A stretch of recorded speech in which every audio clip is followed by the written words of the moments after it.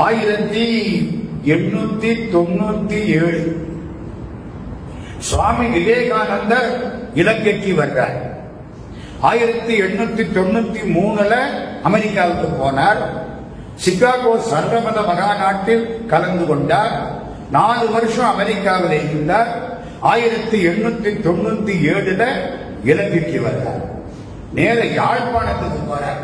யாழ்ப்பாணம் தான் புகழ்பெற்ற பகுதி இலங்கையில, பெரிய அறிஞர்கள் வாழ்ந்த பகுதி. இலங்கையினால யாழ்ப்பாணம் தான் அப்ப நினைப்புக்கு வரும்.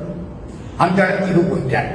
ஒரு பெரிய கல்லூரி, அங்கே சுவாமி விவேகானந்தர் பேசுகிறார். அப்படி சிங்கம் மாதிரி அங்கிருந்து இங்க வரைக்கும் நடந்தார். இப்படின்னு ஒருத்தர் எழுதியிருந்தார். அவர் கர்ஜனை சிங்கத்தை போல் இருந்தது. நான் எதிர்த்தாற் போல் உட்கார்ந்து அதை பார்த்தேன் எழுதியிருக்கார். அவருக்கு பேரு தெரியாது, அப்புறம் சொல்றேன்.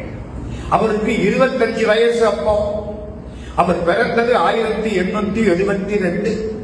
இப்ப விவேகானந்தரை பார்க்கிற பொழுது 1897.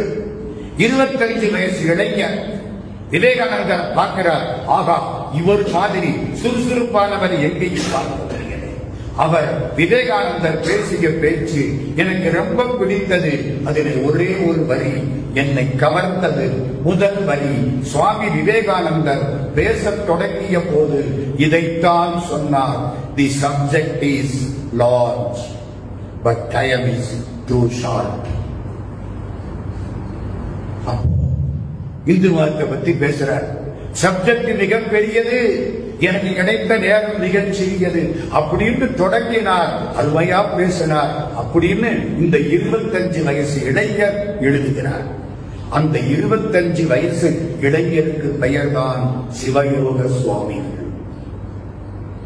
அன்னைக்கு விவேகானந்தர் என்ன சொன்னாரோ அதை, அந்த சிவயோக சுவாமிகளுடைய வரலாற்றை சொல்லும் முன்னால் நான் இப்பொழுது மீண்டும் கூறுகிறேன்.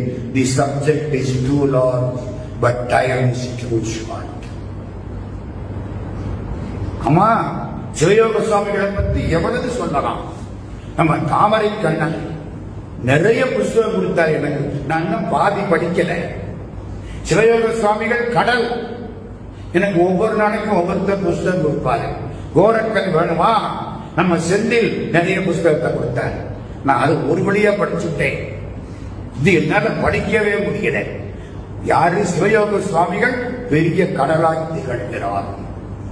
எங்களை பற்றி எழுதக்கூடியவர்கள் இன்றும் இல்லை, இனி என்றும் வரப்போவதும் இல்லை. யோக சுவாமி சொன்ன வார்த்தை, எங்களை பற்றி யாரும் கொடுக்க எழுத முடியாது அப்படின்னு சொன்னார். இலங்கைக்கு பேர் தெரியுமா? சிவபூமி என்று பேர். திருமந்திரத்திலே இலங்கைக்கு சிவபூமி என்று பேர். யாழ்ப்பாணத்திலே அத்தனை ஞானிகள்.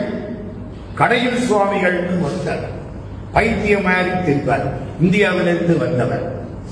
வைரமுத்து செட்டியார் என்பவர் கடையில் சுவாமிகளை இந்தியாவிலிருந்து கூட்டிட்டு வந்தார். கடையில நின்னதுனால கடையில் சுவாமிகள்னு பேர் வச்சாங்க. சொந்த பேரெல்லாம் தெரியல, ஏதோ ஒரு பேரு முத்தானந்தரோ அப்படின்னு சொல்றாங்க. அது இந்தியாவில் உள்ள பேர். ஒரு ஜட்ஜா இருந்து சாமியாரா மாறினவர் கடையில் சுவாமிகள். கடையில் சுவாமிகளுடைய சீடர் செல்லப்பா சுவாமிகள். செல்லப்பா சுவாமிகளை விசர் செல்லப்பாங்க. விசர்னா பைத்தியக்காரன் அர்த்தம். யாழ்ப்பாணத்தில் பைத்தியக்காரன் செல்லப்பா. ஏன் தெரியுமா? அவர் என்னமோ பேசிட்டே இருப்பார். யாராவது காலில் வந்து கும்பிட்டா ஓடி போய் சிறுநீர் கடிக்கிற இடத்துல நிற்பார். இங்க வந்து கும்பிட மாட்டீங்க, என்ன யாரும் கும்பிடக்கூடாது, நம்மள கும்பிடுவோம். புரியுதா? நமக்கு அவங்களுக்கு வித்தியாசம். அப்படி போய் நிற்பார். யாரு? செல்லப்ப சுவாமி. கடையில் சுவாமிகள் அவரை பார்த்தாராம், ஒரு வெத்திரை எடுத்தாராம், 1 ரூபாய் வச்சு கொடுத்தாராம். உடையிலான ஒரு தலையில ஒரு அடி அடிச்சு போனாராம். இது அங்க உபதேசம். வெற்றி அடைக்கி கடையில் சுவாமிகள் பரமஞானி. செல்லப்ப சுவாமிகள் அவருடைய சீடர். அவருடைய சீடர் நம்ம இப்ப பார்க்க போற யோக சுவாமிகள். இது தவிர நவநாத சித்தர்னு ஒருத்தர், பெரியானை குட்டி சுவாமிகள்னு ஒருத்தர், சித்தானை குட்டி சுவாமிகள்னு ஒருத்தர், குழந்தைவேலு சுவாமிகள் ஒருத்தர். இவ்வளவு பேரும் இலங்கை யாழ்ப்பாணத்தில் வாழ்ந்த சித்தர் பெருமக்கள். சித்தர்கள் 2 வகை. ஒண்ணு, அந்த சித்த பயன்படுத்தி வியாபாரம் ஆக்கிடுவாங்க. அதான் இன்னைக்கு நம்ம பார்க்கிற சில பேர் என்னமோ சில சித்து இவன் கையில மாட்டிக்கணும், உடனே அதை வச்சுக்கிட்டு நாம் பெரிய ஆளுன்னு சம்பாதிச்சு விடுவாங்க. இவர்கள் சித்துக்களை இல்ல, சித்து உள்ளவர்கள், அவ்வளவுதான். இன்னொரு சித்தி பெற்றவர்கள். சித்தி பெற்றவர்கள் சித்து இருக்கும், வெளியில காட்ட மாட்டாங்க, உள்ள மறைச்சிருவாங்க, முத்தி அடைவார்கள். இந்த முதலாளி சித்துக்களே நிற்பான தவிர ஒரு காலம் முத்தி அடைய மாட்டாங்க. இந்த 2வது வகை யோக சுவாமிகள். யோக சுவாமிகளை பற்றி நிறைய எழுதலாம். ஒருத்தர் சொல்கிறார், பட்டினத்தாருடைய துறவு. பட்டினத்தாருக்கு பேர் தெரியுமா? முற்ற துறந்த பட்டினத்தடிகள். அது என்ன முற்ற துறப்பது? சன்னியாசிங்கிற நினைப்பையும் துறப்பது. அவர் அந்த துறவு. கண்ணப்ப நாயனாருடைய அன்பு, அதுக்கு எல்லையே கிடையாது. கண்ணப்பன் அப்பதோர் அன்பு இன்மை. சம்பந்தருடைய ஞானம், தவ முதல்வர் சம்பந்தர் தாம் உணர்ந்தார் அந்நிலை. திருமூலருடைய யோக சக்தி, இந்த நாளையும் சேர்த்தால் சிவயோக சுவாமிகள். 4 in 1. திருஞான சம்பந்தர், திருமூலர், கண்ணப்பர், பட்டினத்தார் எல்லாம் சேர்த்தா யோக சுவாமிகள். 1872 மே மாசம் 29ஆம் தேதி, ஆந்திரச வருஷம் வைகாசி மாதம் 18ஆம் தேதி புதன்கிழமை, அவிட்ட நட்சத்திரம் 4ஆம் பாதம் சுவாமி அவதாரம் பண்றார். அவர் அப்பா பேரு அம்பலவாணர், அம்மா பேரு சின்னாச்சி பிள்ளை. அங்க அப்படி பேர் வைப்பாங்க, முத்து பிள்ளை, சின்னாச்சி பிள்ளை, இதெல்லாம். இதுக்கு அத்தை பேரு முத்து பிள்ளை. இவங்க எல்லாம் ஒரு குடும்பம். சுவாமிகள் பிறக்கிறார். யாழ்ப்பாணத்துக்கு வட பக்கத்துல மாவிட்டபுரம்னு பேரு, மாவை அப்படி பக்கத்துல மாவிட்டபுரத்துல பிறக்கிறார். அப்பா அம்மா யோகநாதன் பேரு வச்சாங்க. யோகநாதன் இளமையில இருந்து முதுமை வரைக்கு யாழ்ப்பாணத்தில் தான் இருந்தார். மாவிட்டபுரத்தில் பிறந்ததுதான். இருந்தது பூரா யாழ்ப்பாணத்தில் கொழும்புத்துறை, அங்கதான். அம்மாவோட ரொம்ப பிரியம். அம்மா சொல்லிட்ட உடனே கேட்பார். தாய் சொல்லை தட்டாத தனையன் இந்த பிள்ளை, பெத்த பிள்ளை. ஒரு நாள் அம்மா சாப்பாடு போட்டாங்க. சிவயோகன், இப்ப யோகநாதன் சொல்லுவோம், அதானே இப்ப பேரு. இந்த யோகநாதன் சாப்பிட்டாங்க. சாப்பிட்டு நிறைய சாப்பாடு மிச்சம், அப்படியே கொண்டு தட்டோட வெளியில வச்சுட்டாங்க. குமாரையா இப்ப சொல்லிட்டு வந்தாரு, பாவத்தில பொல்லாத பாவம் என்ன தெரியுமா? சாப்பிடுற சாப்பாட்டை ஒழுங்கா சாப்பிடாம வீணடிச்சு கொட்டுற பாருங்க, இதான் பாவத்தில பொல்லாத பாவம். ஏதோ ஒரு நாட்டுல சாப்பாடு மிச்சம் வச்சுட்டா அதுக்கு சார்ஜ் கொடுங்க. இது எந்த நாடுன்னு எனக்கு புரியல. மேல்நாட்டுல ஒழுங்கா அவ்வளதையும் சாப்பிடு, மிச்சம் வச்ச அதுக்கு ஒரு பெனல்டி கொடுக்குறாங்க. இந்தியாவில் எல்லாம் அப்படி கொண்டாண்டா நல்லா இருக்கும். எல்லாம் விடாம அதுலயும் என்ன மன்னிச்சு கிடைக்க. இந்த செட்டி நாட்டுல கல்யாணத்துக்கு 9 பலகாரம், சில வீடுகளில் 21 பலகாரம். எங்க பார்க்கத்தான் முடியும், சாப்பிடலாம் முடியும். பாதி அள்ளி கொட்டி போடுறாங்க. வெறும் பெருமைக்காக இது நடந்து கொண்டு இருக்கிறது. இதுதான் பாவத்தில கொள்ளாத பாவம். இருங்க, நம்ம யோகநாதன் சாப்பாட்டை கொண்டு கொட்டி விட்டார். அது அம்மா வந்தது, ஏண்டா இப்படி கொட்டி விட்டியே, நீ பிச்சை எடுத்து தாண்டா சாப்பிட போறே. அப்படியே சாமி எழுதுறா, நான் சாப்பாட்டை கொட்டினதுக்காக எங்க அம்மா நீ பிச்சை எடுத்து தாண்டா சாப்பிடுவேன்னா, நான் கடைசி வரைக்கும் சாமியாரா பிச்சை எடுத்துத்தான் சாப்பிடுறாங்க. தாய் போச்சு, தாய் இறந்து போட்டான். அவங்க அப்பா மஸ்கேலியாங்கிற ஊர்ல வியாபாரம். இந்த குழந்தைய பார்த்துக்கணும். அத்தை வீட்டுல கொண்டே விட்டாரு. அந்த அத்தைக்கு பேரு முத்துப்பிள்ளை. அதுல வேடிக்கை என்ன தெரியுமா? இவங்க அப்பாவுடைய தம்பி சித்தப்பா, அவருக்கு கல்யாணம் ஒரு கிறிஸ்தவ பொண்ணு. அதனால அவரு கிறிஸ்தவரா மாறிட்டார். அப்போ அந்த பக்கத்துல கத்தோலிக்க பெருமக்கள் ரொம்ப பேரை மதம் மாற்றினார்கள்.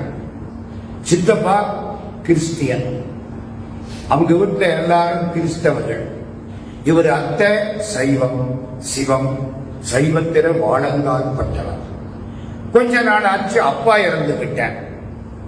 இவர் ஆரம்பத்துல கொழும்புத்துறையில சாமியார் வீதியில உள்ள ஒரு கத்தோலிக்க பள்ளிக்கூடத்துல படிச்சார். அங்கதான் ஆத்திசூடி, அந்த காலத்துல அவங்கதான் பள்ளிக்கூடம் வச்சிருந்தாங்க. ஆத்திசூடி, கொன்றை வேந்தன், திருக்குறள், நாலடியார் எல்லாம் படிச்சார். கொஞ்ச காலம் அப்பாவும் இறந்துக்கிட்டார். இப்ப என்ன பண்றது? சித்தப்பா சின்னையா ஜோசப், அவர் தான் இவர் வளர்த்தார். அவர்கிட்ட போய் இருந்தார். அப்புறம் அது முத்துவல்ல, அத்தை முத்துக்கு வந்துட்டார். அத்தை முத்து பிள்ளை தான் இவருக்கு சைவத்தை பற்றி சொல்லி கொடுத்தாள். காலேஜில் சேர்ந்தார். காலேஜ்னா அந்த காலத்துல நீங்க பெரிய படிப்புன்னு நினைக்கப்படாது. 8ஆம் கிளாஸ் 7ஆம் கிளாஸ் எல்லாம் கல்லூரியில கீழே கற்றுவாங்க, அப்படியே மேல கொண்டு போயிடலாம். 5ஆம் கிளாஸ் 6ஆம் கிளாஸ் 7ஆம் கிளாஸ் 7 படிச்ச 7ஆம் கிளாஸுக்கு மேல படிக்கல. பள்ளிக்கூடத்தில் இவருக்கு என்ன தெரியுமா பேரு? கத்தோலிக்க பள்ளிக்கூடத்துல ஒரு பழக்கம், நீங்க யாரா இருந்தாலும் அவங்க உள்ள சேர்ற பொழுது கத்தோலிக்க பேரு ஒண்ணு கொடுப்பாங்க. இவருக்கு ஜான் பேர் கொடுத்தாங்க. பள்ளிக்கூடத்தை ரெஜிஸ்டர்ல ஜான், வெளியில வந்தா யோகநாதன். அந்த காலத்து பழக்கம். சாமி எழுதுறாரு, அதை தவிர எனக்கு வேற தொடர்பே கிடையாது. ஆனா பைபிள் தெரியும், கத்தோலிக்கர்களுடைய பழக்க வழக்கம் தெரியும், இஸ்லாத்துல குரான் தெரியும், பகவத்கீதை தெரியும். சாமி கொஞ்சம் கொஞ்சமா அவ்வளதையும் படிச்சார். எல்லாத்தையும் கரை கண்டார். 7வது வகுப்பு ஆங்கில கல்வி. அதுக்கப்புறம் படிப்பை நிறுத்திட்டாங்க. அப்பா இல்ல, அம்மா இல்ல. 7ஆம் கிளாஸ்லயே ஆங்கிலம் நல்லா பேசவர். அங்கே ஒருத்தர் இவரை கூட்டிட்டு போயிட்டார். பிரவுன்னு பேர் அவருக்கு, வெள்ளக்காரன். அவர் ஒரு இடத்துல வேலை பார்த்தார். அந்த இடத்துக்கு இவரை அசிஸ்டண்டா கூட்டிட்டு போயிட்டார். ஏன் தெரியுமா? எங்கிட்ட வேலை பார்க்கிறவன் பூரா இந்த பக்கத்து ஆட்கள், அவங்களுக்கு ஆங்கிலம் தெரியாது. நீ அவங்களுக்கு நான் சொல்றத மொழிபெயர்த்து சொல்லணும். நீ நல்ல ஆங்கிலம் பேசுற, இங்கிலீஷ் நல்லா பேசுற, அதனால நீ எனக்கு அசிஸ்டண்டா இரு. யோகநாதன் அந்த பிரவுன் என்ற வெள்ளக்காரருக்கு அசிஸ்டண்டா இருந்தார். இருக்கிற போதே தியானத்தில் உட்கார்ந்து பாதி நாளைக்கு சாப்பிட மாட்டார். தூங்குற பொழுது கடவுள் நினைப்பு வரும். அந்த பிரவுன் இவரை பார்த்துக்கிட்டே இருந்தார். You are a godman, நீ கடவுளுடைய மனிதன். அந்த ஆளு பாராட்டார். அவர் கிறிஸ்தவர், ஆனா இவரை நீ ஒரு கடவுள் மனிதன், காட் மேன். இவரு கொஞ்ச காலம் அங்க இருக்கிறார். மனசுக்குள்ள நினைப்பு, இதை விட்டுட்டு போயிடலாம்.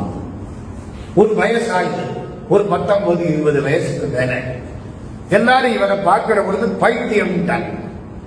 யார? யோகநாதன். ஏன் தெரியுமில்ல?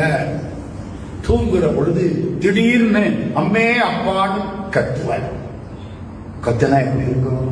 எல்லாம் எந்திரிச்சிருவான். என்னம்மா? நான் தியானம் பண்ணேன். இந்த ஆளை எப்படி தீர்மானம் பண்றாங்க? இன்னும் ஒண்ணு, சில நேரம் கோயில்ல போய் கண்ணீர் விட்டு நிற்பார். ஏட்டா அழுதே? நான் கடவுளை கும்பிடுறேன்.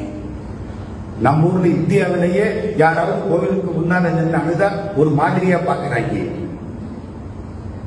ஒருத்தர் வர்றாரு, என்ன சார் அழுதுங்க? மணிபர்ஸ் தொலைச்சி வச்சா.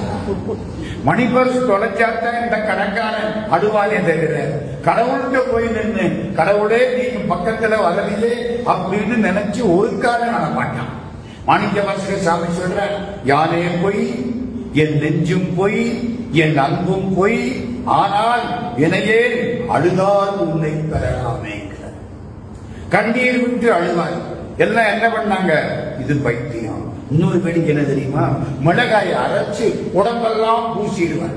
ஏன்? இந்த உடம்பு நினைப்பு போகணும். மிளகாய் எரிஞ்சு போது உடல் உணர்ச்சிகளை காட்டணும். சந்தனம் மாதிரி மிளகாய நினைக்கணும். இப்பந்தால் பைத்தியமா இல்லையா? நல்லூர் கந்தசாமி ஆலயத்திலே இருந்து கொழும்புத்துறை வரைக்கும், கொழும்புத்துறையில இருந்து கந்தசாமி கோயில் வரைக்கும் அங்க பிரதட்சணம் பண்ணுவாங்க. ஊர்க்காரன் பேரு வச்சுட்டான், இந்த ஆளு பைத்தியம். கொஞ்ச நாள் ஆச்சு, வேலையை வச்சுட்டார். வேண்டாம், தலைப்பட்டார் தீரம் துறந்தார், மயங்கி வலைப்பட்டார் மற்றையவர். இந்த வேலை எனக்கு என்னதுக்கு? எனக்கு இதெல்லாம் வேண்டாம், விட்டுட்டேன். வேலையை விட்டுட்டாரா?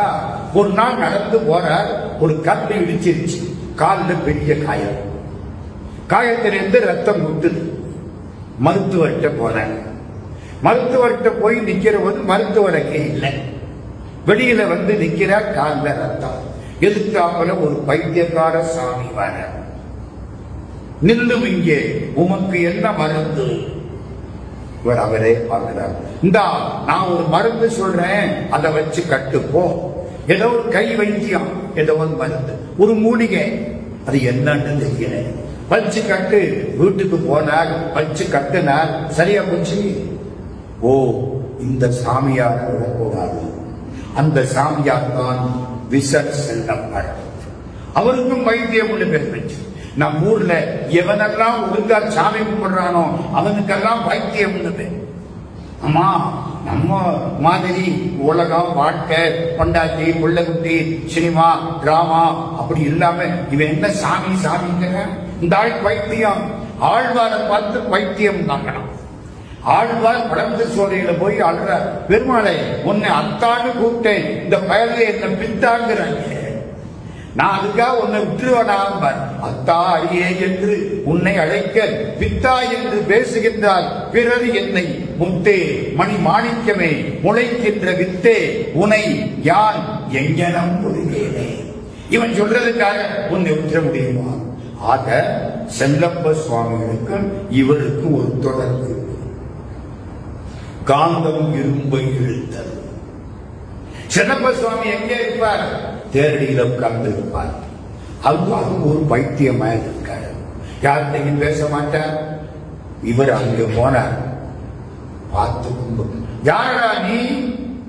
இதான் முதல் உபதேசம். யாரடா நீ? ஒரு ஒன்றும் பதில் சொல்லலை. அடுத்தது ரொம்ப முக்கியம். யாரடா நீ? தேரடா உள், தீரடா பற்று. ஒன்னும் புரியலையே. நீ யாரு? உடம்பு நீயா? இல்லை, ஆன்மா தான் நீ. யாரடா நீ? ரெண்டு, மனசுக்குள்ளே தேர்.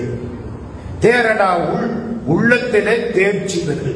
அதுக்கு தீரடா பற்று. இந்த பற்றுக்களை எல்லாம் விடு. இவரு நான் இப்பவே பற்றையெல்லாம் விட்டுட்டேன்.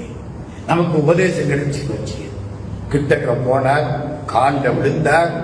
அவரு அற்புதமா சொன்னார், ஒரு பொல்லாப்பும் இல்லை, முழுவதும் உண்மை, நாம் அறியோம். அடுத்து என்ன நடக்கும் நாம் அறிவோம். கடவுள் என்ன செய்வார்? ஆர் அறிவார். எல்லாம் எப்பவோ முடிந்த காரியம். இந்த 5 உபதேசம் நீங்க நம்புறீங்களா இல்லையா? எல்லாம் தீர்மானிக்கப்பட்டவை. இன்னைக்கு இங்க வந்து யோக சுவாமிகள் கதையை கேட்கணும்னு உங்க தலையில் எழுதியிருந்தா நடந்தே தீரும். எல்லாம் தீர்மானிக்கப்பட்டவை. அவ்வளவுதான். சாமிக்கு சந்தோஷம். நமக்கு ஒரு நாள் அவர் பின்னாலே சுத்த ஆரம்பிச்சார். ஒரு நாள் கீரிமலைக்கு போகலாமா? கீரிமலையில் அங்க ஒரு பகுதி நகுலேஸ்வரம்னு சொல்லுவாங்க. அங்கே ஒரு தீர்த்தம், போய் குளிப்பாங்க, கடவுளை கும்பிடுவாங்க. இப்ப செல்லப்பா சுவாமி யோக சுவாமிய பார்க்கிற, கீரிமலை போய் தீர்த்தம் ஆடலாமா? முன்னால போறாரு, இவரு பின்னால போறார். கீரிமலைக்கு போயாச்சு. தீர்த்தத்தில குளிக்கல. நடுவு கொஞ்ச தூரம் ஒரு அரச மரத்தடி. அரச மரத்தடியில கொஞ்ச நேரம் நின்றார். தீர்த்தம் ஆடியாச்சு, திரும்பு. இன்னும் தீர்த்தத்துக்கிட்டே போகல. தீர்த்தம் ஆடியாச்சு, திரும்பு. பின்னாலே வந்துட்டார். குரு வார்த்தைக்கு மறு வார்த்தை கிடையாது. இப்படி ஒரு விசர் செல்லப்பன் எழுதுகிறார், சாமி நீங்களானால் செல்லப்பரிடத்திலே ஒரு நாள் கூட இருக்க மாட்டீர்கள். நான் பல ஆண்டுகள் அவரோடு இருந்தேன். நல்லூர் தேரடி செல்லப்பா சுவாமிகிட்ட 2 பேரையும் பார்த்தார். உங்களுக்கு எல்லாம் முடிந்தது, போய் தொலையுங்கள். எப்படி இருக்கு? குருநாதர் ஆசீர்வாதம் 2 சிஷ்ய பிள்ளைகளுக்கு, எல்லாம் முடிந்தது, போய் தொலையுங்கள். நீ இந்த பக்கம் போ, நீ அந்த பக்கம் போ.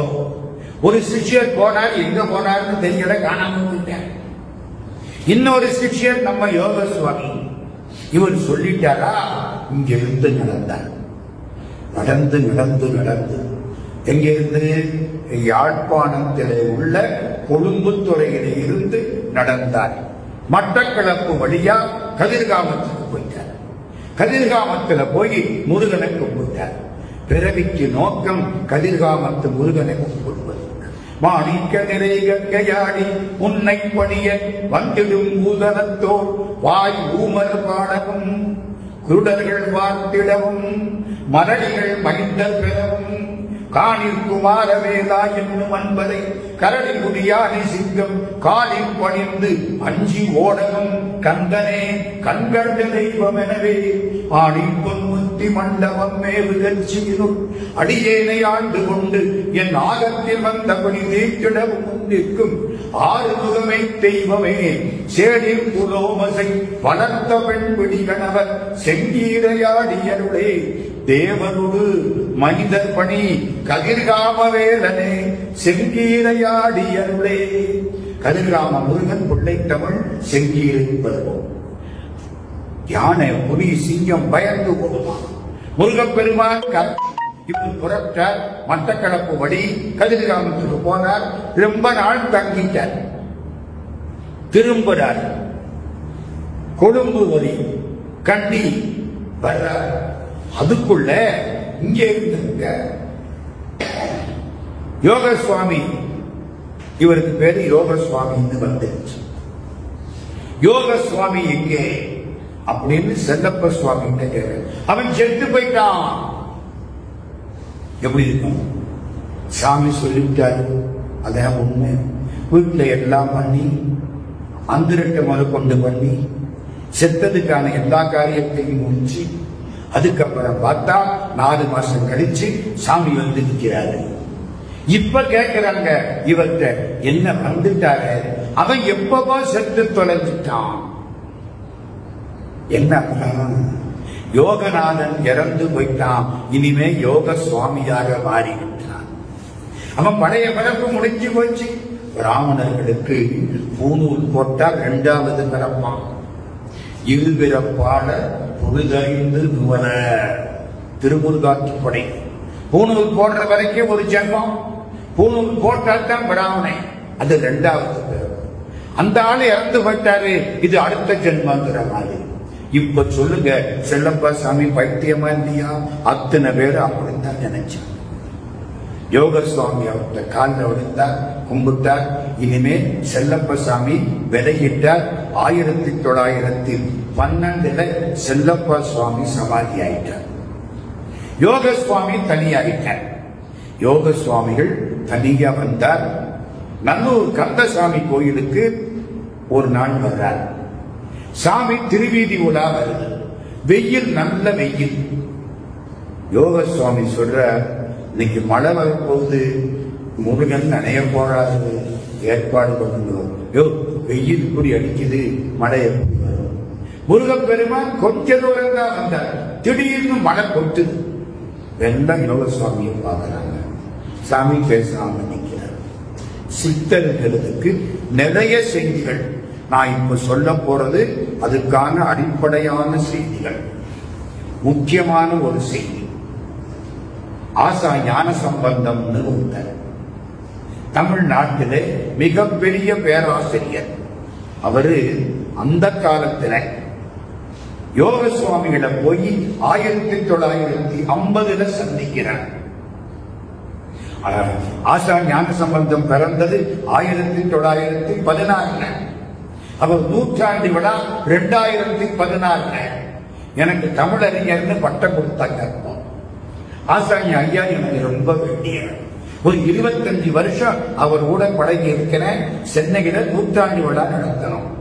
சேக்கிழாருடைய புராணத்தையும் கம்பனையும் எடுத்தண்ணி படித்தவர் ஆசா ஞான சம்பந்தம். 1950 நான் என்ன ஒன்னையும் சொல்லணும் உங்களுக்கு. அவங்க எல்லாம் முதலியார்கள் ரொம்ப ஆர்த்தடாக்ஸ் அந்த காலத்துல கடுமையா இருப்பாங்க. இவங்க அப்பா சிவபெருமானம் தவிர யாரையும் கும்பிட மாட்டாங்க. பெருஞ்சல் வடக்கனார் சரவணன் பெரியார் பெரிய புராணம் தான் பேசுவார். பெருமானம் பத்தி பேசினா அதுக்கு வேற அளப்பாரு. அப்படி ஒரு தீவிரமான சைவம். அதுக்கும் தமிழ் அருமையான தமிழ். பெரிய புராணம் அவருக்கு சமானமா பேசுறதுக்கு அப்ப ஆள் கிடையாது. பெருஞ்சல் விளக்கனார் சரவண முதலியார், அரசம்பட்டி சரவண முதலியார். அதான் ஆசா. அரசம்பட்டின்னு ஒரு ஊர் நம்ம திருச்சிராப்பள்ளிக்கு பக்கம் லால்குடி திருத்தவத்துறை, அதுக்கு அடுத்தாப்புல அரசம்பட்டி. அரசம்பட்டியில சரவண முதலியார். இவரு அவருக்கு பிள்ளை. காதல் கல்யாணம். மனைவி பேரு ராஜம்மாள். அப்பா முதுகலை வீட்டை விட்டு வெளியே போட்டாரு. இவர் எம்ஏ படிச்சிருக்காரு, தமிழ் எம்ஏ. கல்யாணத்தை பண்ணி வெளியே வந்திருக்காரு. கல்லூரியில வேலை, சம்பளம் அந்த காலத்துல 140 ரூபா, அவ்வளவுதான். இந்த 140 ரூபா சம்பளம் அதெல்லாம் எப்ப தெரிஞ்ச 1948 49 அந்த காலம். அப்ப இன்னும் கூட சம்பளம் கம்மி. கொண்டாடி இவனுக்கு சம்பாதிக்கணும். அப்பா விரட்டி விட்டு விட்டாரு. சண்டை. அந்த நேரத்தில் 1950 இலங்கையில இவரை கூப்பிட்டு 10 நாள் பேச சொன்னாங்க. சந்தோஷம் வந்துட்டார். ஒரு வக்கீல் ஐயா சிவசுப்பிரமணியம்னு அவருக்கு பேர்.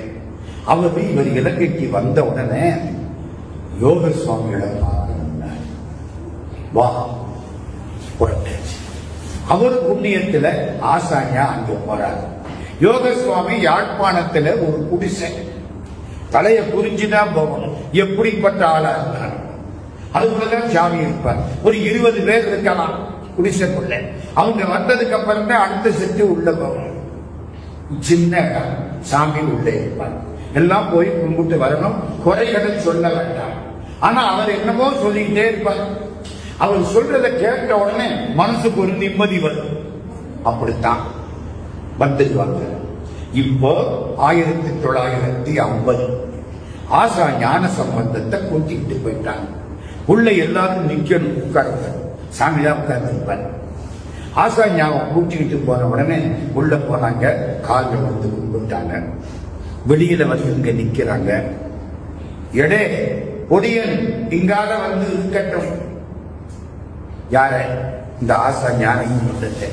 எடே பொடியன் இங்கால வந்து இருக்கட்டும். இவர் பயப்படுறாரு. எல்லாரும் நிக்கிறாங்க. நம்மள வந்து உட்கார சொல்றாரு. என்ன பண்றது? பொடியா உன்னதான். சாமி இவர் மெதுவா போனாரு. ஒரு இடத்த காமிச்சாரு. உள்ள உட்கார சொல்றாரு. வா மகனே, இங்க வந்து உட்கார். இது தமிழுக்கும் சைவத்துக்கும் சாமி கொடுத்த மரியாதை. உட்கார்ந்துட்டாங்க. மத்த எல்லாரும் நிக்கிறாங்க. இவர் பார்த்துட்டே இருக்காரு. எல்லாரும் வர்றாங்க. குறை சொல்லல. ஆனா சாமி அவர் என்னமோ படிச்சுட்டே இருக்கார். இவருக்கு கேட்கிறார். திருவாசகத்துல 1 அடி, தேவாரத்துல 2 அடி, திருவிசைப்பாவுல ஒரு 5-6 வார்த்தை அப்படியே வருது.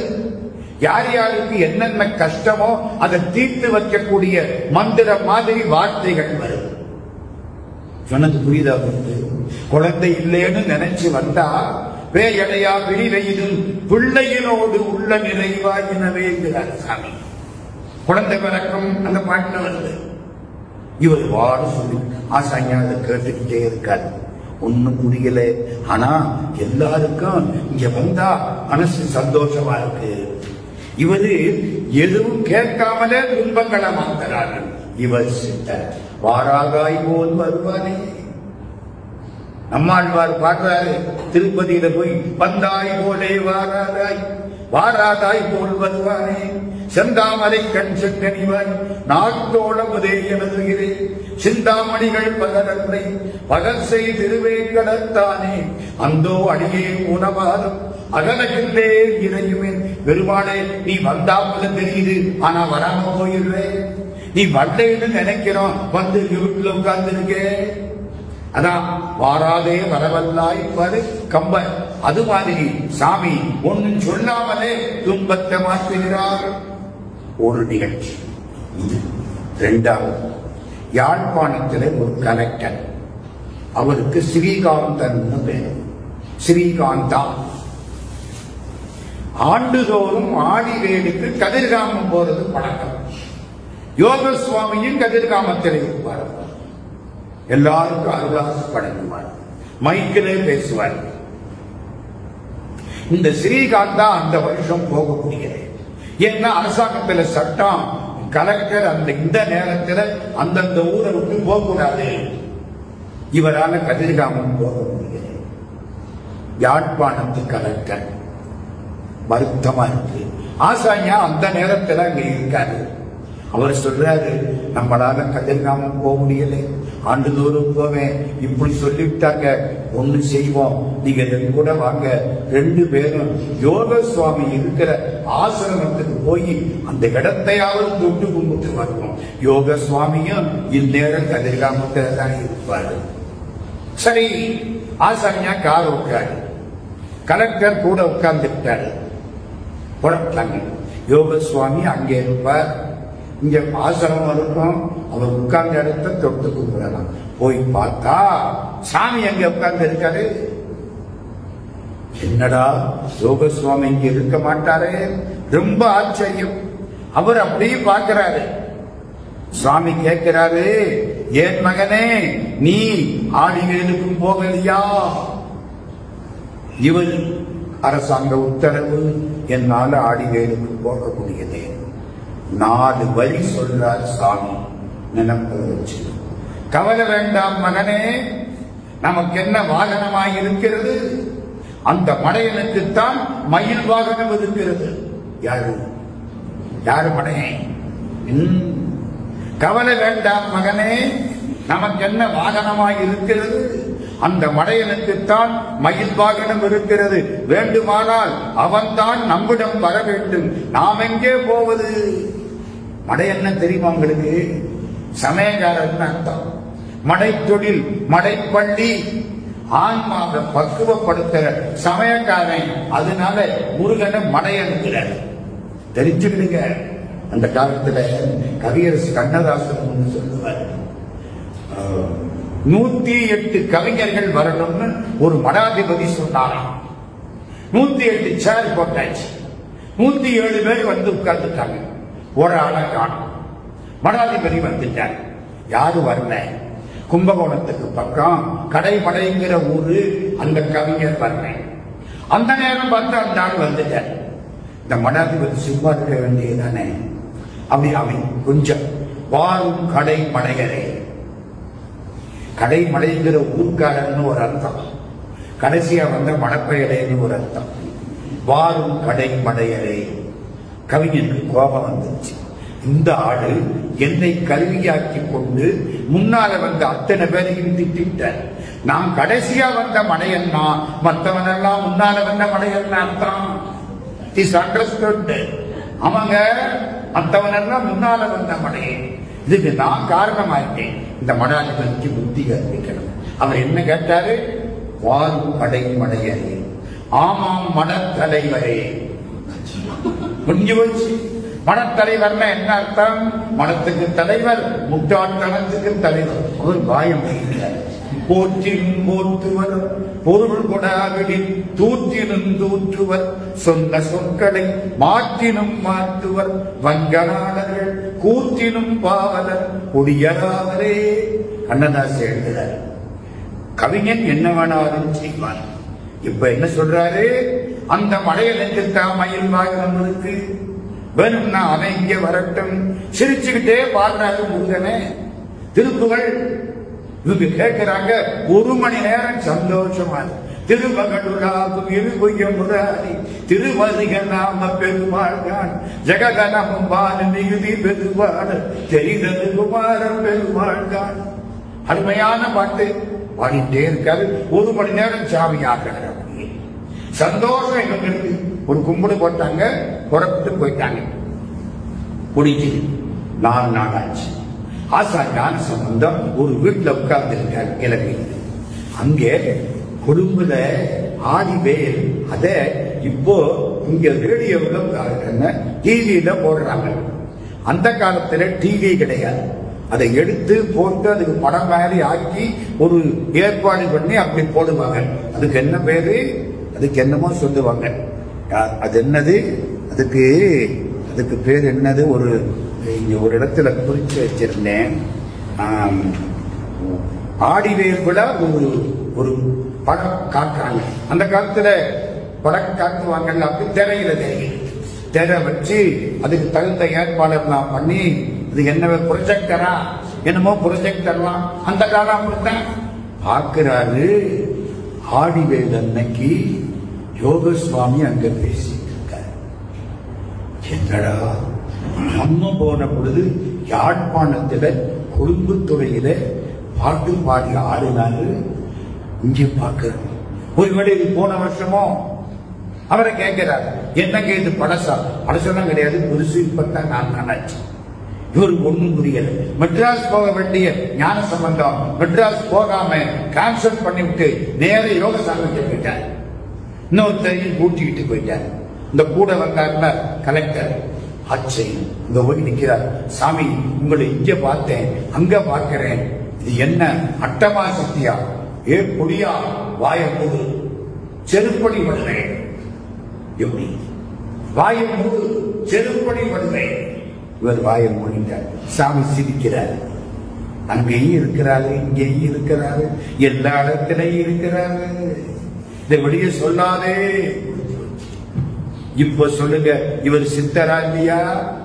அடுத்த நிகழ்ச்சி இதெல்லாம் இப்போ 1950 ஒரு 80 வருஷத்துக்குள்ள ஆசா ஞான சம்பந்தம் டாக்டர் டிஎம்பி மகாதேவன் பெரிய ஒரு மனோதத்துவத்தில பெரிய ஆள், பிலாசபர். தேவோ மீனாட்சி சுந்தரனார்னு பெரிய ஒரு தமிழ் அறிஞர். இவங்க எல்லாரும் இலங்கைக்கு போறாங்க. அங்க ஒரு மினிஸ்டர் நடேசன் பேர். அவர் வீட்டுல எல்லாருக்கும் சாப்பாடு. தேப்போமி பெரிய ஆளுவர், குருதேவர் அவருக்கு பேர். நான் அவரை பார்த்து பழகியிருக்கேன். மதுரை காமராசர் பல்கலைக்கழகத்தின் முதல் துணைவேந்தர் தேப்போ மீனாட்சி சுந்தரனார், ஆசா ஞான சம்பந்தன், டாக்டர் டிஎம்பி மகாதேவன் எல்லாரும் இலங்கைக்கு போயிட்டாங்க. மினிஸ்டர் நடேசன் வீட்டுல சாப்பாடு. சாப்பிட்ட போது ஆசாஞா சொல்றாரு, யோக சுவாமியை போய் பார்த்துட்டு நல்லா பார்க்கலாம். டிஎம்பி மகாதேவன் சொல்றாரு, நம்ம வீட்டுல இருந்து என்னமாவது செஞ்சு எடுத்துட்டு போகணும். சாமி சாப்பிட்டு எச்சில் கொடுப்பாரு, இதை நம்ம சாப்பிடணும். மினிஸ்டர் நடேசன் சொல்றாரு, சாமி எதையும் சாப்பிட மாட்டாரு. இல்ல அவர் தொட்டு கொடுத்தா கூட போதும். சரி, வேலைக்காரனை கூப்பிட்டாரு மந்திரி. இன்னைக்கு ராத்திரி நாங்க அங்க போறோம், நீ இடியாப்பமும் சொல்லியும் பண்ண. இலங்கையில இதான் முக்கியம் தெரிஞ்சிருக்கிறது. நான் ஒரு 20 நாள் இலங்கைக்கு போனேன். இடியாப்பமும் நல்ல கைகாலாடு. எல்லா வீட்லையும் இடியாப்பமும் சொல்லியும் நல்லா டேஸ்டா. நமக்கு இடியாப்பத்துல ஜீனி சர்க்கரை இப்படி போட்டு பழக்கம். கொஞ்சம் அதுவும் வாங்கி போட்டு சாப்பிட்டேன். மிச்சம் பூரா இடியாப்பமும் சொதியும். அது அவங்களுக்குன்னு ஒரு டேஸ்ட் வரும். இடியாப்பமும் சொதியும் தயார் பண்ணு. வேலைக்காரன் சரியிட்டான். இன்னைக்கு சாயந்தரம் 6 மணிக்கு போகணும். 5 மணிக்கு வேலைக்காரனுக்கு காக்கா வலிப்பு வந்துருச்சு. காலை கையை இழுக்குது, வெட்டுது, நுர தள்ளுது. கொண்டு போய் ஆஸ்பத்திரியில் சேர்த்துட்டாங்க. இப்ப எப்படி சமைக்கிறது? சரி, சாமிகிட்ட சும்மா போயிடுவோம். 3 பேரும் புறப்பட்டு அங்க போயிட்டாங்க. பண்ணிக்கணும் 4 பேர் புறப்பட்டு போயிட்டாங்க. சாமி வாங்க வாங்க வாங்க கூப்பிட்டு உட்கார வைக்கிறார். உட்கார வச்சுட்டு என்ன தெரியுமா சொல்றாரு? உங்களுக்கு சாப்பாடு பண்ணியிருக்கிற வாங்க சாப்பிடுங்க. எப்பவும் அங்க என்ன சாப்பாடு சாமி கொடுக்க மாட்டாரு. அந்த இருக்கிற இடம் சின்ன ஆசிரமம், ஒரு ஓரத்துல 4 இலை போட்டு வச்சிருக்கு. சாமி வர்றாரு, இடியாப்பமும் சொதியும் ரெடியா இருக்கு. டிஎம்பி மகாதேவனை பார்க்கிறார். யோகனுக்கு சாப்பாடு போட நினைச்சியா? இந்தா உனக்கு நான் சாப்பாடு போடுறேன். 4 பேருக்கு இலை. சாமியும் கூட உட்கார்ந்தாரு, எடுத்தார், கொஞ்சம் போல வாயில போட்டார். எல்லாரும் சாப்பிடுங்க. இவருக்கு எப்படி இருக்கும்? நீ நினைச்சில்ல, நான் செஞ்சிட்டேன். இவர் சித்தரா இல்லையா? அடுத்த கதை. டிஎம்பி மகாதேவனையும் தேப்பமையமும் பார்க்கிறாரு சாமி. நாளைக்கு என்ன செய்ய போறீங்க? நாளைக்கு நாங்க பிளைட்ல புறப்பட்டு சென்னைக்கு போக போறோம். ஆசா ஞானசம்பந்தத்தை பார்க்கிறார். அடே பொடியா, இவங்க நாளைக்கு வரவ மாதிரி கையினால பறந்து போறாங்க. புரியுதா? புரியலையா? இதான் சித்தர். நாளைக்கு அடே பொடியா, நாளைக்கு இவங்க கையினால பறந்து இந்த பறவை மாதிரி போறாங்க. ஆசான் கேட்கிறாரு, சாமி அப்ப வந்து போக வேண்டாமா? நல்லா போட்டோம், பறந்து போகட்டும் கையினால. ஒருத்தனுக்கு ஒன்றும் புரியலை. சரி, மறுநாள் காலையில் இந்த 2 பேரும் அங்கிருந்து புறப்பட்டு பிளைட்டுக்கு வர்றாங்க. பிளைட்ல ஏறியாச்சு. பிளைட் புறப்பட்டு போகுது. ஓடு பாதையில ஓடுது, சுத்திக்கிட்டே இருக்கு, பறக்க மாட்டேங்குது. ஓடு பாதையிலே ஓடுது. இவன் பார்க்கிறான், என்னமோ மிஸ்டேக்கு. திரும்ப இழுத்து கொண்டாந்து இங்க விட்டு நாளைக்கு தான் பிளைட் போகும், இன்னைக்கு போகாது. சாமி அப்பவே சொன்னாரு, கையினால பறந்துதான் போகணும், பிளைட் நாளைக்கு போகாதுனா எப்படி இருக்கும்? அன்னைக்கு ஒரு கால் ராத்திரி அவர் கார்ல வைத்திருந்தாங்க. சாமி அவர் கேட்கிறார், என்ன பறந்து போயிட்டு வந்துட்டீங்களா? சாமி இப்படியாகி போச்சு, பேசாம இருக்கணும். என்ன சொன்னார்? கவலைப்படாதீங்க சாமி. டிஎம்பி மகாதேவன் சொல்றார், சாமி நான் மெட்ராஸ் போயிட்டு அங்கிருந்து ஹானலோலு போகணும், ஹவாய்க்கு பக்கம். ஹானலோலுல ஒரு பெரிய மகாநாடு, நான் தான் தலைமை தாங்கணும். இப்ப இந்த பிளைட் போயிடுச்சு, அதெல்லாம் போச்சு, நிபனா போக முடியாது. கவலைப்படாத, அதை 15 நாள் ஒத்தி வச்சுட்டாங்க. மாட்டாங்க சாமி, அது வேர்ல்டு கூடத்துக்கு சேர்த்து பண்றது. 6 மாதத்துக்கு முன்னால திட்டம் போட்டாங்க. சாமி பேசவே இல்லை. மறுநாளைக்கு வந்து புறப்படுறதுக்கு ஏற்பாடு பண்ணிட்டு மெட்ராஸுக்கு வந்துட்டாரு. மெட்ராஸ்ல வீட்டுக்கு தந்தி வந்திருக்கு. 15 நாள் ஒத்தி வைக்கப்பட்டது. அது எப்படி சாமிக்கு அன்னைக்கே தெரியும்? அதுதான் சித்தர். அப்புறம் சொல்ற, நான் தான் தலைமை தாங்கினேன் சாமி. இதெல்லாம் சரி, இதை விட பெரிய முக்கியமான ஒரு செய்தி இப்ப சொல்ல வரேன். ஆசா ஞானசம்பந்த ஐயா என்கிட்ட நேரில் சொன்ன செய்தி. 1955 யாழ்ப்பாணத்துக்கு பக்கத்துல கரணவாய் சவுத்துன்னு ஒரு ஊர், கரணவாய் தெற்கு. அந்த ஊர்ல ஆசா ஞானசம்பந்தம் 10 நாள் சொற்பொழிவு பண்ணணும். புறத்து வந்துட்டார். முதல் நாள் பேசிட்டார், கணியன்னு பேசுவார். முடிஞ்சு பேசிட்டு போய் யோக சுவாமிகளை பார்க்க போயிட்டார். வந்தா யோக சுவாமியை பார்க்கணும். அங்க போனார், கும்பிட்டார், பார்த்தார், திரும்பிட்டார். இவர் தங்கி இருக்கிற இடம் முருகப்பூன்னு ஒருத்தர் வீடு. அவர் வீட்டுக்கு வந்தார், ராத்திரி படுத்தார், தூங்கிட்டார். காலம் வரை எழுந்திருக்கிறார். அந்த வீட்டுக்காரர் முருகப்பூ, என்ன நல்லா தூங்குனீங்களா? ஆமான்னு சொல்ல வாய் எடுத்தாரு, பேச்சு வரல, சவுண்டு வரல தொண்டையில. இங்க ஒரு பெரிய கருவி இருக்கு, பகவான் கொடுத்த கருவி. உங்க 1000 ஸ்பீக்கரை விட அது பெருசு. நமக்கு தெரியல, அது ஒழுங்கா பேசிட்டு இருக்க வரைக்கும் தெரியாது. ஹார்ட் அடிச்சுக்கிட்டே இருக்கும், தெரியாது. ஸ்ட்ரைக் பண்ணா அன்னைக்கு தான் நமக்கு தெரியும். அது வரைக்கும் கவலைப்படாம இருக்கும். இந்த கழுத்துல உள்ளது போச்சு, பராலிட்டிக் அட்டாக். தொண்டை பேச்சு வரல, போச்சு. ஆகிறார், பேச்சு வரல, கண்ணீர் வருது. ஏன்? அப்பா கூட சண்டை போட்டு வந்தாச்சு, பண்டாட்டி சின்னம் பொண்ணு. இவர் இப்பதான் குழப்புக்கு வந்திருக்காரு. வயசு கிட்டத்தட்ட 34 வயசு. இவர் சம்பாதிக்கணும், கல்லூரியில பேசணும், மேடையில பேசணும். பேச்சுதான் முக்கியம், தொண்டதான் முக்கியம். போச்சு, என் வாழ்க்கையே போச்சு. ஒரு டாக்டர் கூட்டிட்டு போனாங்க. டாக்டர் செக் பண்ணார், எல்லாம் முடிச்சார். ஒன்னும் சொல்ல முடியல. இன்னொரு டெஸ்ட் கொழும்புல எடுப்போம் சொல்லாம இவரும் வருத்தத்தோட வந்து வண்டியில ஏற போறார். அந்த டாக்டர் வந்து கதவை திறந்து இவருக்கு வண்டியில உட்கார வைக்கிறார். டாக்டருக்கு கண்ணீர் வருகிறது. தெரிஞ்சு போச்சு, ஒன்றும் பண்ண முடியாது. இவர் இப்படி இருக்க வேண்டியதுதான். உழப்பு போச்சு, சொல்ல முடியல. திடீர்னு டாக்டருக்கு ஒரு நினைப்பு வந்தது. நீங்க யோக சுவாமிகளை பார்த்திருக்கீங்கல்ல, அவர்கிட்ட போங்க. என்னமோ வேத வாக்கு, அவ்வளவுதான். ஆசாரியா ஓடுறாரு. யோக சுவாமிகளை சாயங்காலம் தான் பார்ப்பாங்க, பகல் நேரத்துல பார்க்க முடியாது. சாயங்காலம், ராத்திரி. இப்ப காலையில போய் பாரு. காலையில யோக சுவாமிகள்கிட்ட போறார், போய் உட்கார்றார், கண்ணீர் போட்டு அழுதுட்டார். சாமி கேட்கிறார், ஏண்டா பொடியா, அந்த டாக்டர் என்ன முருகன் நினைப்பா? அந்த டாக்டர் என்ன முருகன் நினைப்பா? இந்த வியாதியை முருகன் தாண்டா தீர்த்து வைப்பான், இந்த டாக்டர் தீர்த்து வைப்பாரு அப்படின்னு அர்த்தம். அந்த மருத்துவர், அந்த டாக்டர் என்ன முருகன் நினைப்பா? ஏன் அங்க போனேன்? விரட்டுன்னு விரட்டுற. அரை மணி நேரம் இவர் கண்ணை மூடிட்டு பேசாம உட்கார்ந்து.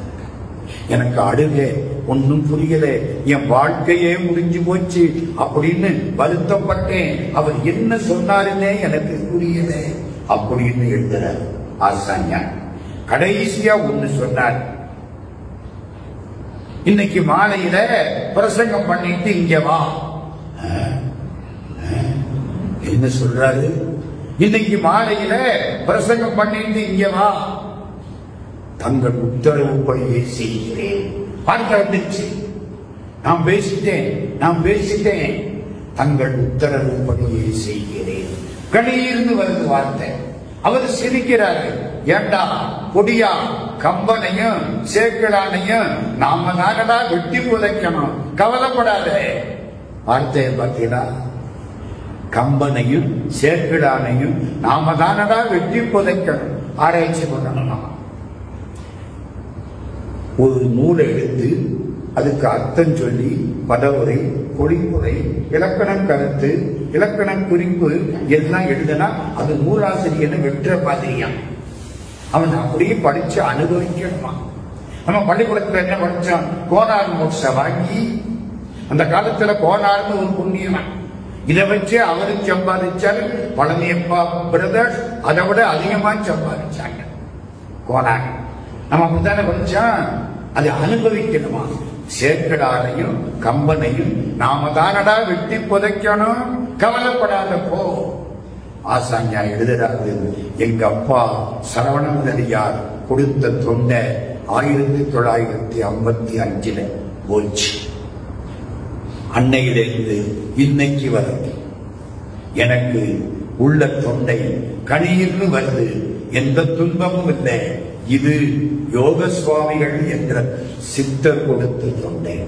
இன்னும் நான் அதுக்கப்புறம் எழுதின நூல்களில் 80% சேக்கடாரையும் கம்பனையும் பற்றியது. தொல்காப்பியம் எழுத நினைச்சேன், முடியல. திருவாசகத்துக்கு விளக்கம் எழுத நினைச்சேன், முடியல. கம்பனுக்கு எழுதிட்டேன். சேக்கடார் ஒரு பெரிய புராண ஆய்வு எழுதிட்டேன். அவர் சொன்னாரு, சேக்கடாரையும் கம்பனையும் நாம தானே வெட்டி புதைக்கணும்னாரு. நான் அதுக்கப்புறம் தான் அந்த நூல் எழுதினேன். இப்ப 1955 நம்மள ரொம்ப பேர் உசுரோட இருந்திருக்கலாம். ஞாபகம் வச்சுங்க, 1955. இன்னொரு செய்தி, சாமி இன்னும் ஒரு பெரிய சாதனை நிகழ்த்தினார். ஒரு யாழ்ப்பாணத்து நண்பர், அவரு சாமியினுடைய பரம பக்தன். ஒரு நாள் யோக சுவாமிகிட்ட போய் கும்பிட்டு நிற்கிறார். யோக சுவாமி கேட்கிறார், சிவனுடைய பாதம் போகலாமா? சிவன் ஒளி பாதம், சிவன் அடிபாதம்னு சில பேர் சொல்றாங்க. சிவன் ஒளி பாதம். மலை ஏறணும், கஷ்டமான மலை, வழியில ஒண்ணும் கிடைக்காது, ஒட்டகாடு, பாறைகள், கஷ்டப்பட்டு ஏறணும். சாமிகிட்ட இவர் நிற்கிறார். நண்பரை பார்த்து சாமி கேட்கிறார், சிவனொளி பாதம் நாளைக்கு போகலாமா? நல்லா போகலாம் சாமி, நான் ஏற்பாடெல்லாம் பண்ணிட்டு வரேன். அவரு வழியில ஒண்ணு கிடைக்காது, சாப்பிடணும், மலை ஏறணும், கும்பிடணும், திரும்பணும், 2 வேளை ஒரு நாள் பூரா போயிடும். சாப்பாட்டுக்கு ஒண்ணும் இல்லை. வழக்கம் போல இடியாப்பமும் சொல்லி, இலங்கையில் நினைச்சாலே இனிமே இடியாப்பமும் சொல்லி ஞாபகத்துக்கு வரும். நான் அப்படித்தான் படிச்சுட்டு இருக்கேன். நிறைய இடியாப்பமும் சொல்லிக்கு நிறைய பண்ணிட்டார். அம்மா போறதுக்கு வேணும், வர்றதுக்கு வேணும், காட்டை வச்சு கொண்டாந்துட்டார். யோக சுவாமி இருக்கிற இடத்துக்கு வழியில வர்றாரு. சாமி, இது என்ன? வழியில ஒண்ணும் கிடைக்காது சாமி, சாப்பாட்டுக்காக கடையெல்லாம் கிடையாது, பாறைகள் இருக்கும், மலைப்பாதை, அதனால இடியாப்பமும் சொல்லி. இதை யாரு தூக்குறது? நடத்துல போனா கார் போகாதுல்ல, இதை யாரு தூக்குறது? நான் தூக்கிட்டு வருவேன். வேண்டாம், இடியாப்பம் சொல்லி வேண்டாம் சாமி. வழியில டீ கடை இருக்கு, சாப்பிடலாம் சாமி. ஒண்ணும் கிடையாது, அது வேண்டாமா? ஒண்ணும் கிடைக்காது வழியில. எல்லாரும் சொல்றான் கொட்டக்காடு. சாமி கிளம்பிட்டாரு. இவர் சரிதான், இன்னைக்கு பட்டினி. இடியாப்பம் சொல்லி இடியாப்பம் சொல்லி மனசுக்குள்ள போற அதானமா இருக்க. கொஞ்ச தூரம் போனார், பாதி தூரம் போனார், பசிக்குது. திடீர்னு வந்தா ஒரு டீ கடை இருக்கு. சாமி, இந்த இருக்கு பாத்தியா, பன் இருக்கு, இடியாப்பம் இருக்கு, சொதி இருக்கு, டீ கடை, சாப்பிடு. ஒரு ஒண்ணும் புரியல, என்னடா இது, நல்லா இருக்கு. சாமியும் கொஞ்சம் கொஞ்சம் சாப்பிடுவார். ரொம்ப அவை போட்டுட்டு விட்டுறாரு. அதான் சாப்பாடே. அவர் முழுக்க சாப்பிட்டு யாரும் பார்த்தது கிடையாது. ஞானிகள், யோகிகள் ஒரு நாளைக்கு 3 கவளம் தான் சாப்பிடுவாங்க. காஞ்சி பரமாச்சாரியார் 100 ஆண்டு வாழ்ந்த சந்திரசேகரேந்திர சரஸ்வதி சுவாமிகள் 3 கவளம் தான் சாப்பிடுவார். சாப்பாட்டுக்கு முந்தியான்னு கேட்காது, சாப்பாடே அதுதான். எங்க ஊர்ல டாக்டர்கிட்ட ஒருத்தன் வந்தான், 150 கிலோ வெயிட். சாமி, மூச்சு விட முடியல, நடக்க முடியல, கஷ்டமா இருக்கு, நான் என்ன செய்யணும்? அவர் போய் பார்த்தார். 2 கோதுமை தோசை சாப்பிடணும் ராத்திரிக்கு. சாப்பாட்டுக்கு முன்னாடையா பின்னாடையா? நீ ஒருக்காக முன்னேற மாட்டேன். அதையும் சாப்பிடுறேன், இதையும் சாப்பிடுறேன். ஆச்சரியம். எல்லாம் சாப்பிட்டாங்க, போயிட்டாங்க. மேல ஏறி சிவனொளி பாதம் கும்பிட்டு எழுந்து வந்தா அந்த கடையில் இப்போ ஒரு போய் சாப்பிடு. திரும்புறாரு சாமி. அந்த இடியாப்பமும் சொதியும் சுமக்க வேண்டாம் இல்ல, நீ கொண்டாடுறத நம்ம சுமக்கலை இல்ல. ஒரு 6 மாசம் வந்துட்டாங்க. அதுக்கு 2 நாள் ஆச்சு. ஒரு நண்பர் கேட்கிறாரு, ஆமா முந்தா நாள் எங்க போனீங்க? சிவனொளி பாதம் போனோம். வழியில ஒருத்தர் கடை வச்சிருக்காங்க, நல்ல சாப்பாடு. கடையா? அங்கயா? என்னையா சொல்ற? பைத்தியக்காரன் கூட அங்க கடை வைக்க மாட்டாங்க. நிஜமா கடை இருந்துச்சு, வா. 2 பேரும் போய் பார்த்தா கடையில் இருந்து சோடே கிடையாது. சாமி ஒரு கடையை உண்டாக்கி சாப்பாடு போட்டு திரும்பி வந்த உடனே அப்படியே மறைச்சிட்டார். 1955 அப்புறம் சாமி கடைசி சமாதி 1964. எல்லா இடத்திலையும் சாமியினுடைய கருணை கொட்டுது. அங்க போற எல்லா பெருமக்களும் சாமி காலில் விழுந்து வழிபாடு பண்றாங்க.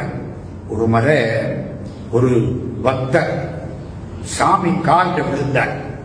விழுந்து கண்ணீர் விட்டு அழுதார். யாரோ அவர் ஒரு ஓதுவார், நல்ல தமிழ் பாடுவார், இசையோட பாடுவார். கண்ணீர் விட்டு அழுதார். சாமி பார்த்தார். ஒரு தேவாரம் பாடு.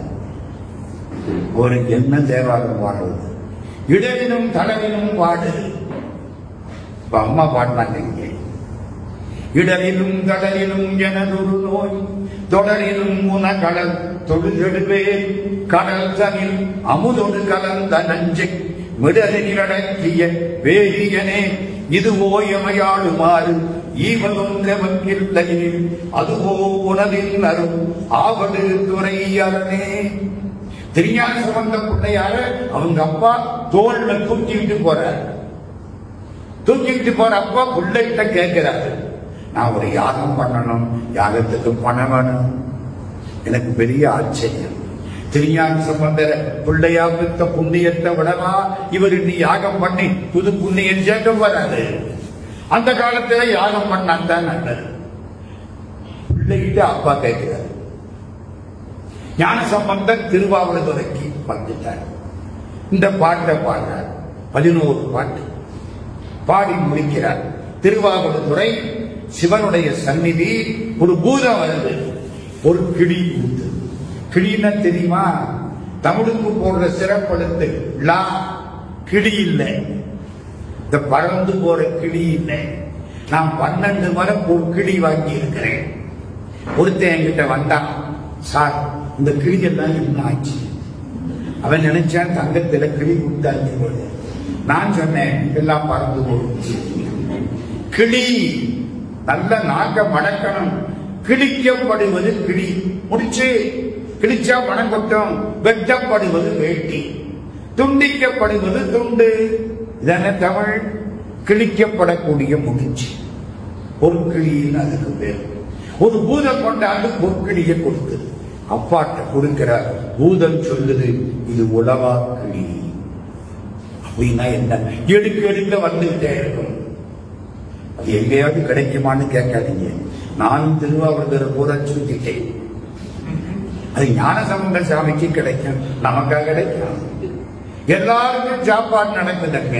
பொற்கிளி அந்த ஊர், அந்த பதிகம், அந்த 11 பாட்டை தினம் வீட்டுல படிச்சா மகாலட்சுமி கடாட்சம் கிடைக்கும். இடரிலும் தளரிலும் தொடங்கும் நோய் தீரும். வேலை என்ன தெரியுமா?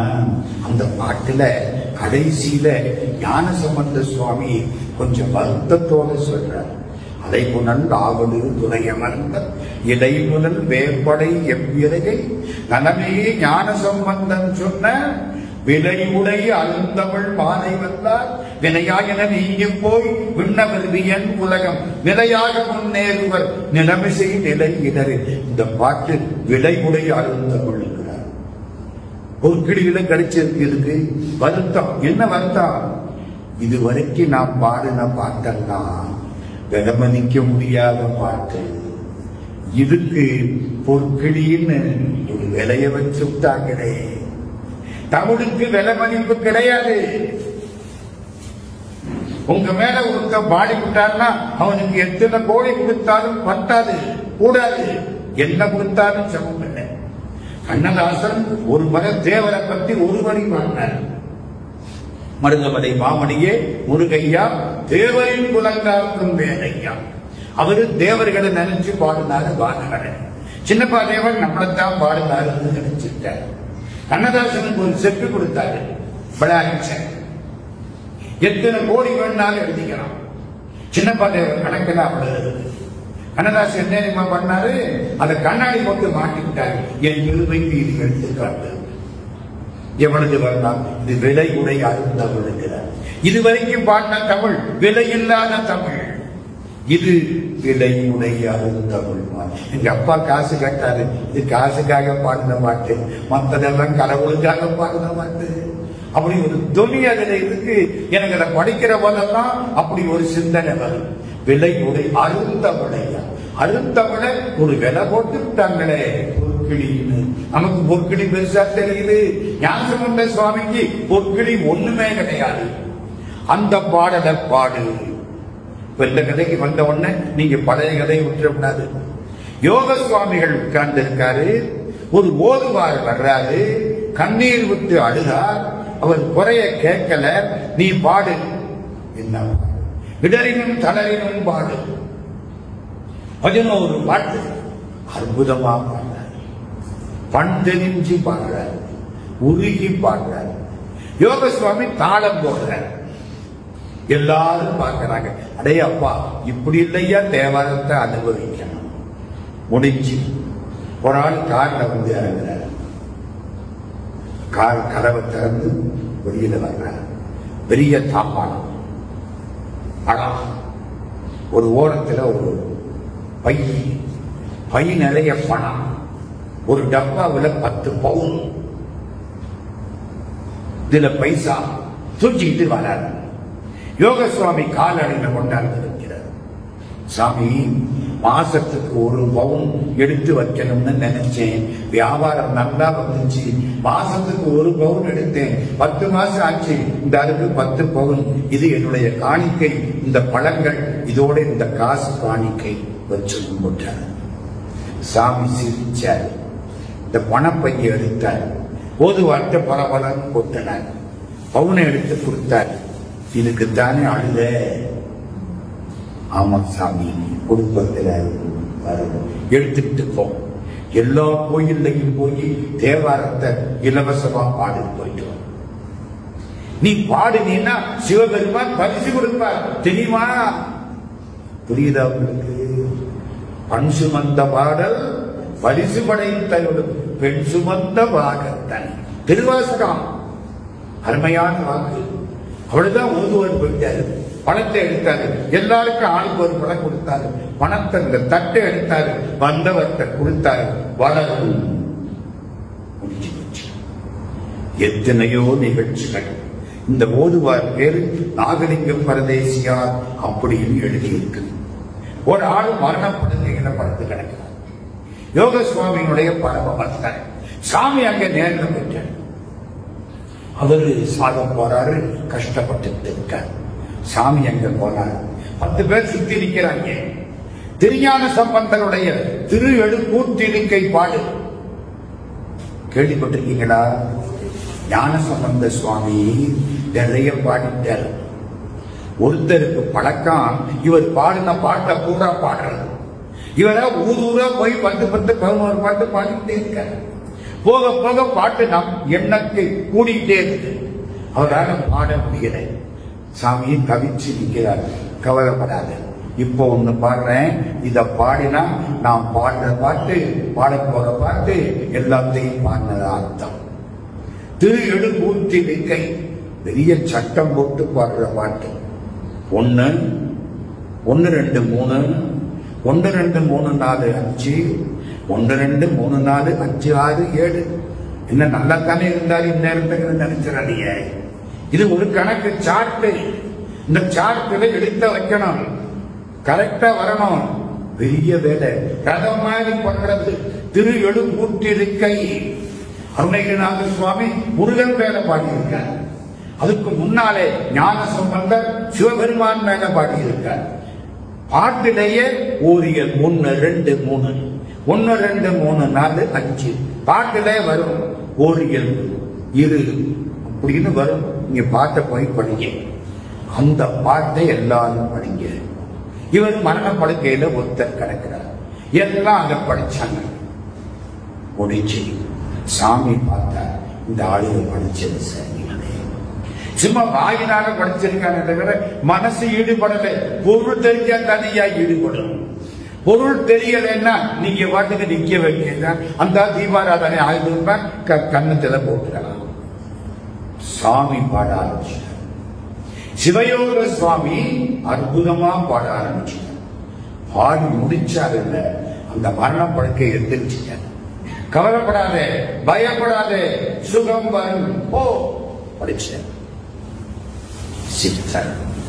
ஒருத்தர் திருவாசகம் படிக்கிறார். திருவாசகம் படிக்கிற பொழுது சாமி கேட்டுக்கிட்டு இருக்காரு. ஒன்று ஞாபகம் வச்சுங்க, சாமிக்கு முன்னால தினந்தோறும் சிவபுராணம் படிக்கப்படும். திருவாசகத்துல முதல் தலைப்பு என்ன? சிவபுராணம். 95 வரி. சாமி அதை கேட்பாரு.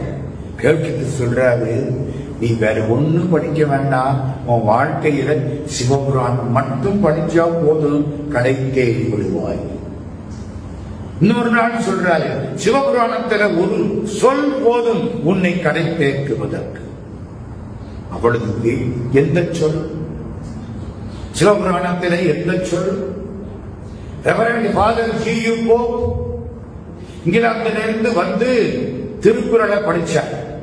அப்புறம் திருவாசகத்தை படிச்சார்.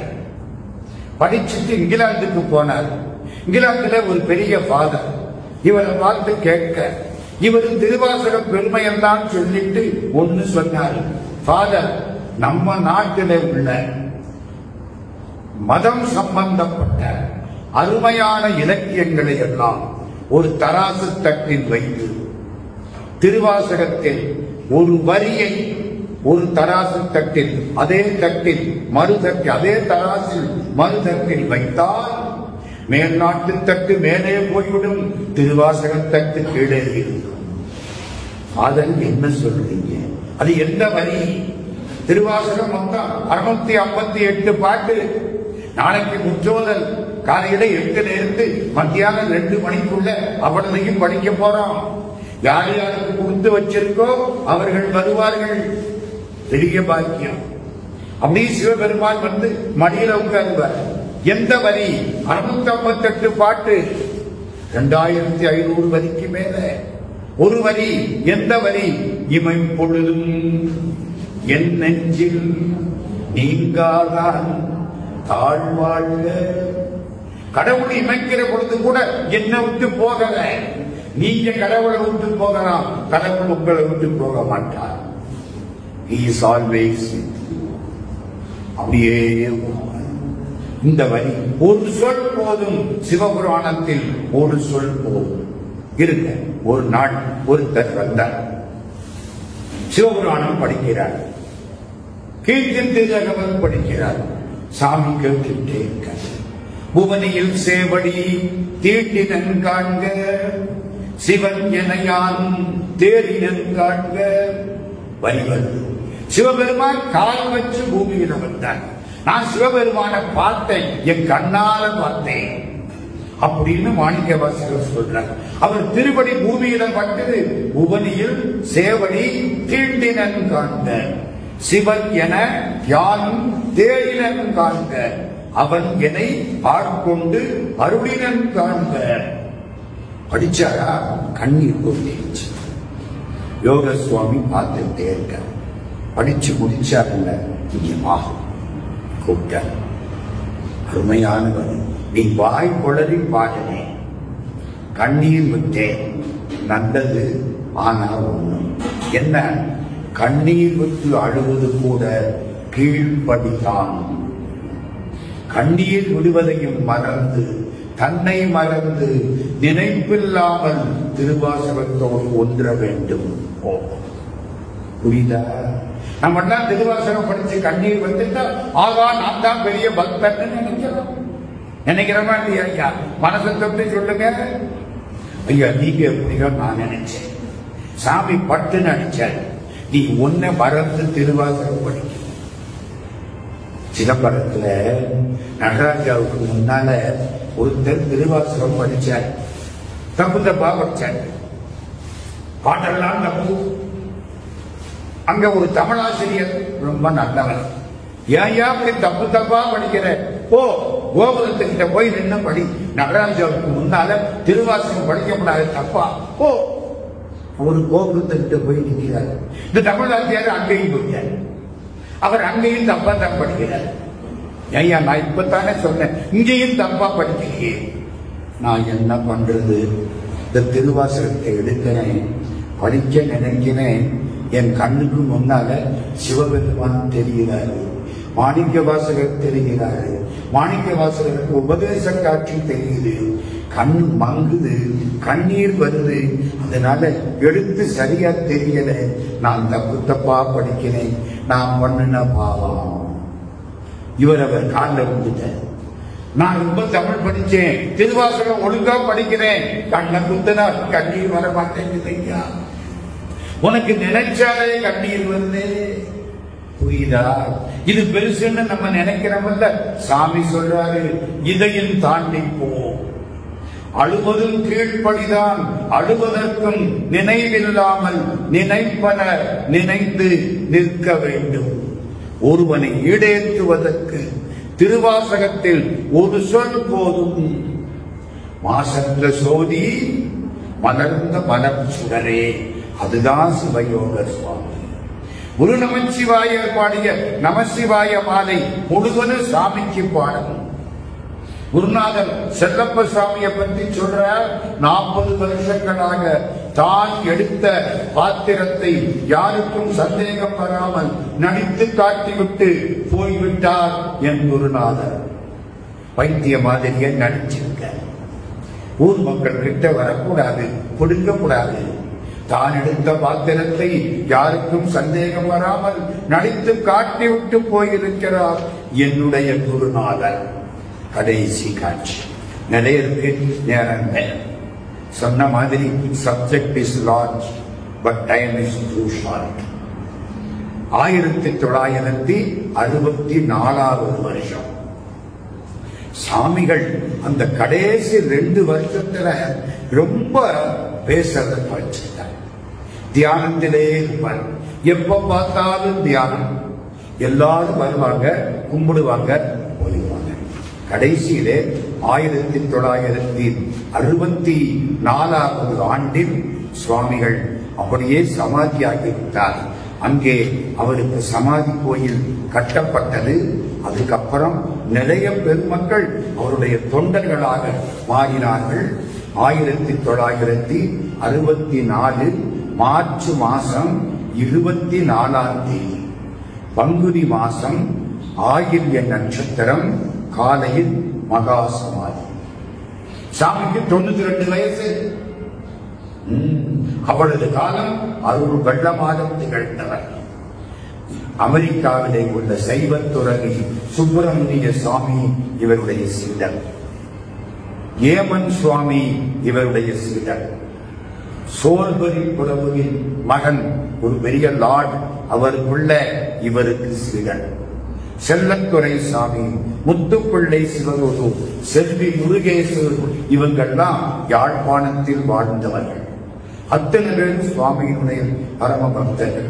நற்சிந்தனை என்பது சுவாமி எழுதிய அற்புதமான நூல்.